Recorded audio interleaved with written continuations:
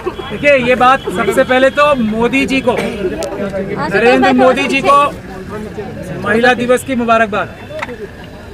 अब थोड़ी बहुत शर्म किसी को आती हो देश में तो वो आ जाए कि जो पीएचडी करके, जो शेड्यूल कास्ट कम्युनिटी से पीएचडी करके एक महिला दिल्ली यूनिवर्सिटी के प्राइम कॉलेज में लेक्चरर बनती है, उसको ये मोदी जी के लोग निकालते हैं 35 बच्चों के सिग्नेचर फोर्ज करके के झूठे सिग्नेचर करके निकाला जाता है। उसके बाद जब वो न्याय मांगने जाते हैं तो एफआईआर नहीं की जाती, 1 साल बाद एफआईआर की जाती है। इसीलिए मोदी जी को बार बार मुबारक है। 1 साल बाद जब एफआईआर होती है, चार्जशीट फाइल होती है, तो ये कहा जाता है कि वाइस चांसलर के रजिस्ट्रार साहब ने, प्रिंसिपल साहिबा ने ये 35 बच्चों के नाम फोर्स करके इनको झूठे बच्चों को दिखाकर इनको नौकरी से निकाला।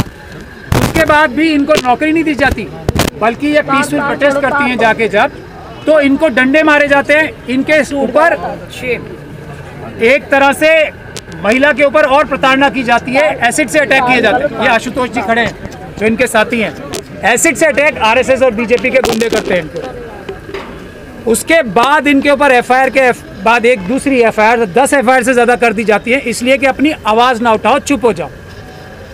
तो ये चुप नहीं हो रही। इनसे ये एक्सपेक्ट किया जाता है कि ये तंग होके आरएसएस और बीजेपी से, मोदी जी से तंग होके आत्महत्या कर लें, जैसे रोहित वेमुला और पायल तडवी ने की।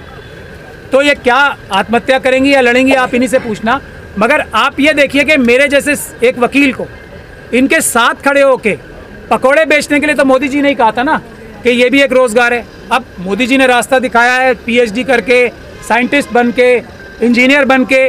नौकरियां तो वो देंगे नहीं, क्योंकि नौकरियां तो उन्होंने रिजर्व कर रखी हैं आरएसएस और बीजेपी के लोगों के लिए, अपने क्वेश्चन पेपर्स लीक करा के।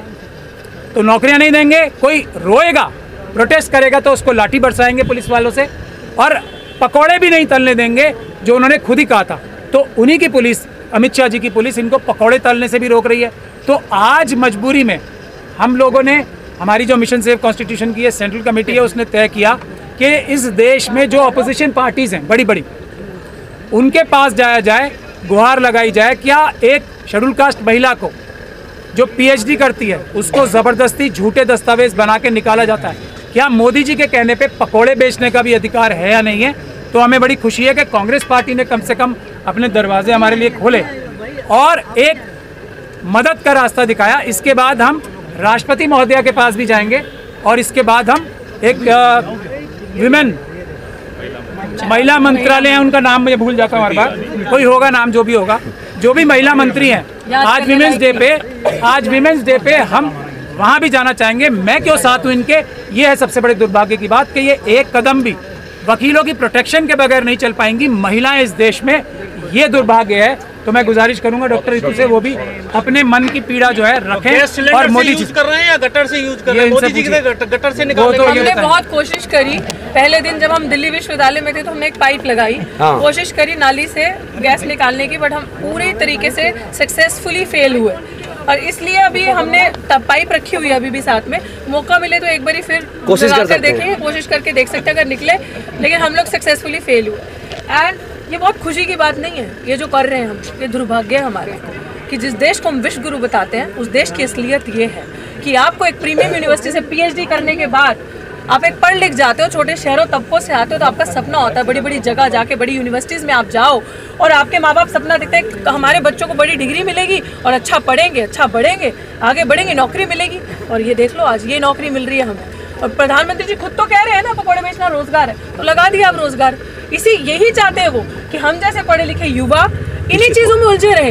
एकमात्र खाना खाने के लिए हमें इतना उलझे रहना पड़ता है। अब दिल्ली विश्वविद्यालय की बात करो, जैसे प्राची साहब ने आपको बताया, आज 194 डे है मेरे प्रोटेस्ट को दिल्ली विश्वविद्यालय में। उसके बावजूद हम पे लाठियां बरसाई गई, हमें डिटेन किया गया, 144 धारा दिल्ली विश्वविद्यालय में लगा दी। क्या काम है दिल्ली विश्वविद्यालय में 144 सेक्शन का?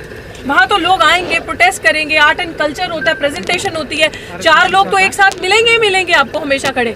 और वहाँ पे कंटिन्यूसली जिस जगह हमारा धरना आप सबने देखा है, आरएसएस की शाखा चलती है बिल्कुल हमारे पीछे, वहाँ पे 100 200 लोग एवरी डे आरएसएस की शाखा। तो उनके लिए कोई रूल नहीं है, रूल सिर्फ उनके लिए जो हक की बात कर रहे हैं, क्योंकि हम हक मांग रहे हैं। हम बात कर रहे हैं न्याय की। जब आप न्याय मांगते हो तब आपको डंडे पड़ते हैं, तब आप पे 100 धाराएं लगती है 44। और मेरे से रोजगार छीना। यार आप कहते हो कि आप कहीं पे भी रोजगार कर सकते हो, मैं अपने ही देश में कमाकर खा नहीं सकती? मेरे खिलाफ स्ट्रैटेजी, साजिश है। और मैं शुक्रगुजार हूँ आज जितने भी सारे कांग्रेस के लोग खड़े हैं यहाँ पे, अलका जी हैं, पवन जी हैं, और जितने भी सीनियर लीडर्स हैं, सुप्रिया जी है, मेरे अविनाश पांडे जी, मेरे एडवोकेट जो कि एक लीडर है हम सब बहुजन समाज के लिए, एडवोकेट महमूद प्राचा, जो किसी परिचय के मोहताज नहीं है। मुझे ऐसा लगता है कि वो उनकी आइडेंटिटी जो डोमिनेंट, विच मे बी आप सबको लगता होगा कि मुस्लिम एक इंसान है, but for us he is true Ambedkarite and he is the strength behind every cause. जिस तरीके से हम यहाँ लड़ रहे हैं, अगर आज हम बच्चे, ये यूनिवर्सिटी के स्टूडेंट्स मेरे साथ खड़े हैं, छात्र, और मैं एक शिक्षिका यूनिवर्सिटी की, हम लोगों के पीछे अगर हमारी कोई बैकबोन है, ताकत है, तो ये शख्सियत है जो पीछे खड़े हैं, एडवोकेट महमूद प्राचा। और हम सभी का शुक्रिया अदा करते हैं कि कांग्रेस ने हमारे लिए दरवाजे खोल दिए। हम लोगों ने ये प्लानिंग करी थी, क्या होगा, विपक्षी दलों के पास जाएंगे और दिखाएंगे कि देखिए आपके बच्चे कहाँ हैं। हम लोगों के माँ बाप से जब हम सवाल करते हैं ना कुछ, तो हमारे माँ बाप कहते हैं तुम लोगों को अक्ल नहीं आ सकती। जो हुआ ना 70 सालों में हुआ, हम लोगों ने जो किया वो 70 सालों में किया। हम लोगों की पढ़ाई बड़ी अच्छी थी 70 सालों में, तो फिर आज ऐसा क्या हो गया कि हमें आज आवाज़ नहीं उठाने दिया जा रहा। आज हम रोजगार, अगर डॉक्टर रितु के साथ इतना अत्याचार किया, मैं खाना नहीं खा सकती यार, कमा के उस पर भी FIR हो जा रही है मेरे पे, तो फिर ऑप्शन क्या है? हम लोगों ने इसीलिए प्लानिंग करी थी। आज कांग्रेस से शुरुआत करी है, हर विपक्षी दल के पास जाएंगे, इवन के भी राष्ट्रपति जी के पास भी जाया जाएगा ठेला लेके, उनको भी पकोड़े खरीद के खाने हैं। इन लोगों ने अपना दरवाजा खोला, शुक्र है इन लोगों ने डंडे नहीं मारे। तो हमें ये लग रहा था कि पता नहीं ये भगाएंगे क्या करेंगे, लेकिन ओपन खुली बाहों से आप लोगों ने हमारा स्वागत किया, शुक्रिया। हमें ऐसा लग रहा है कि उम्मीद है, अभी भी इस देश में उम्मीद बाकी है। सो ये एक बहुत बड़ा मैसेज है कि आज PhD या पढ़ना, अब तो यही लग रहा है सोच समझ के, क्योंकि नौकरी तो वैसे ही नहीं है, और करने के बाद ये सब करना पड़ेगा, तो देख के करना। महिला दिवस पे आपको सेलिब्रेशन की जगह पकौड़े तलने पड़ रहे हैं। जो राज है मोदी राज में यही है, इसीलिए तो जो पकौड़े बेच रही हूँ ना, जरा मेन्यू पढ़ लेना।